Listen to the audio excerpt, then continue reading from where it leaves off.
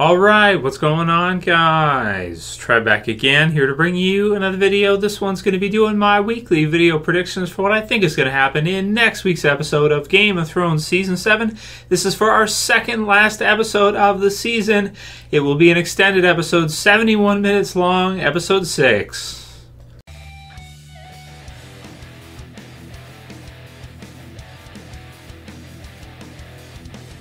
And spoiler warning for this one, if you guys have not seen episode 5 yet, the review for it is in the channel. If you want to see that, I'll also put it in the end videos here for this video, so you guys can go ahead and check it out. Episode 5, lots of setup for these last couple episodes in the season, some change in direction from what we've been seeing so far this season, and it's very intriguing because really, as far as predictions go, it's very hard to predict. I mean, if you're not into spoilers, there's no book to go by at this point, so we're into uncharted territory here, and it's very exciting to see where they're going to go. They kind of, I want to say, threw us on a spin in episode 5. They kind of went against, I think, what a lot of us thought was going to happen, which I've said in my review. I think a lot of us thought that Cersei would be kind of the final villain for this season, and then she would be killed off, and then in the final season you'd have the Night King as the final ultimate, end-all villain after that was done. But of course, nothing with Game of Thrones is that simple. Sometimes it looks like that's where they're going, and then they go the other way, because that's Game of Thrones, right? So episode 5 had some nice twists in it,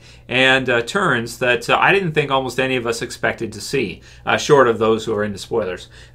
So this one, not sure the title for this episode. I think it's called Death is the Enemy. At least that's what the promo was called. But there's no official episode name in the wiki, so I can't say for sure. But the episode name, if it is Death is the Enemy, it's pretty straightforward. I mean, death is the enemy, the Night King coming, the White Walkers coming, death. I really like in the promo video here, you've got Beric, who has some great lines in this one that are very profound. So you got Jon and the others beyond the wall. You've got so you got Jon, you've got the Brotherhood Without Banners, including the Hound. You've got Tormund and Gendry, and the kind of like Jorah, sort of like an all-star team of super badasses from Game of Thrones, some of the absolute best fighters in the entire series, all kind of together, heading out into the wilderness, heading out into the snowstorm.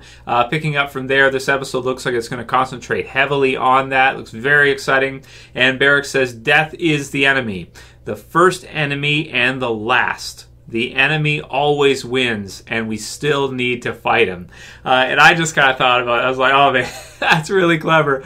And at the same time, it's so true, right? You always need to fight him. So you can get really profound with this with regards to psychology, but it's a very brilliant way of looking at it, I think, because no matter what, you always have to struggle and fight to survive, especially, for example, when we get into our older age and things start to hurt a lot, and sometimes people just give up their will to live and they just give in to death, so to speak, and allow it to happen. But it's very true. No matter what you do, one way or another, no matter where you go, how long your life is, eventually death gets you. Death is the enemy. It's the final.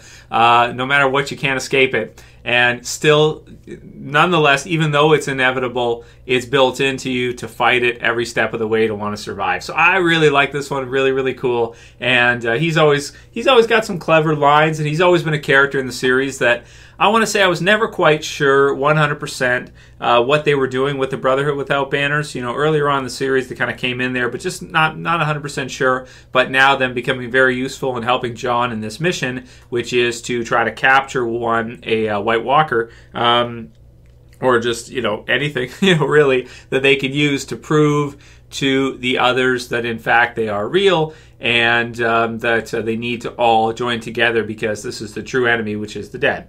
So then you've got Arya, who says, you're scared, aren't you? And Sansa closes the door. It's kind of a voiceover. What are you scared of? And you can see all the White Walkers fighting. Is really cool. Jon and the others being attacked.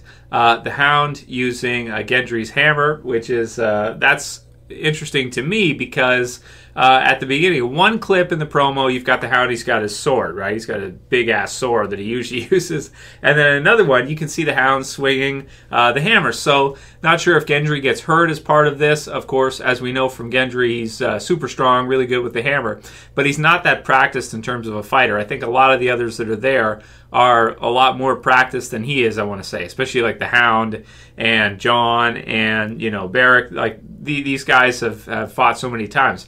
but Gendry hasn't. So I'm expecting maybe Gendry to get hurt as part of this episode. Maybe he'll kill some of them, and then one of them will either get him, stab him or something. I think he'll survive it. I don't think he'll be killed, but I think that at some point or another in this whole battle, he's probably going to go down. Maybe the Hound will have to carry him back as they're running or something.